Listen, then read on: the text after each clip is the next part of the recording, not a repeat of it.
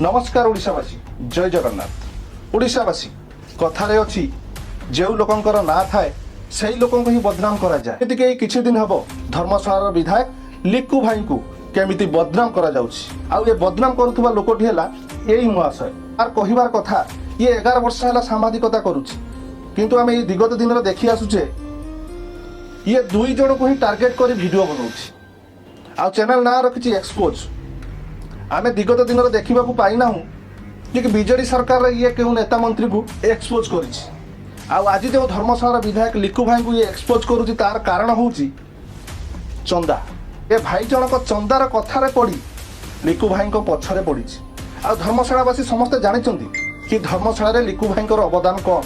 मात्र ये 1.5 वर्ष पूरी नहीं, किंतु ये 1.5 वर्ष धर्मशाला रे प्रत्येक घर प्रत्येक गाँ प्रत्येक लोकों सहित दुख सुखर ठिया होती धर्मशाला विधायक लिक्कू भाई।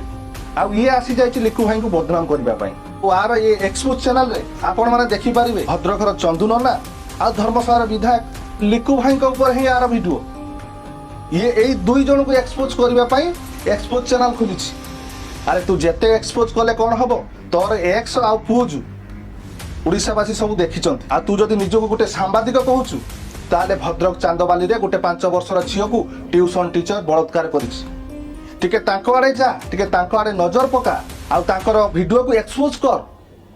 किंतु तू करिबुनी, तू एथि पई करिबुनी। चंदा पाखरु जो मोटा अंकर मासिकिया भर्ताटा आणुचु तार पुणी गुण गाइबु कि नाही।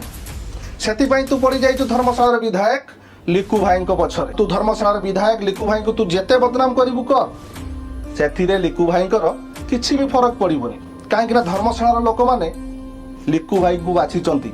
आ लिक्कू भाई दुईटी दल को परास्त करी धर्मशाला सी राजा हो पारी, जोटा कि धर्मशालावासी लिक्कू भाई को पसंद करी ताको शासन गादी रे बसैचंती। आ जो रास्ता कड़े आसी जो भड़ डाकुचु ओडिशावासी जानिचंती तू कहार चामचा, तू कहार कृतदास, तू कहार पादचटा। तो भली इमिति 56टा एक्सपोज आसिले भी लिक्कू भाई किछि भी करि परिबेनी। कहीं ओडिशावासी सब देखि पारुचंती लिक्कू भाई केउ भली धर्मशाला रे लोक मानक पाखरे ठिया होउचंती। खाली धर्मशाला रे लिक्कू भाई सीमित नुहे, अनेक जगार लिक्कू भाई पाखक आसुचंती समस्यार समाधान पाई, जहाँ कि लिक्कू भाई समस्यार समाधान करुची।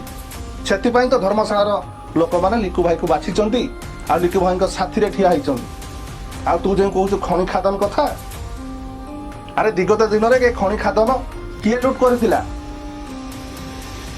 सेटा भी टिके एक्सपोज कर। किंतु तू करिबुनी एथिपाई पूर्वरु जो खଣି खादान जे माने लूट करथिले से तो धरम बोपा, सेतिपाई तू ताको किछि कहि परिबुनी। सेतिपाई आसी जाइतु जहार ना अछि ताको बदनाम करियो पाई।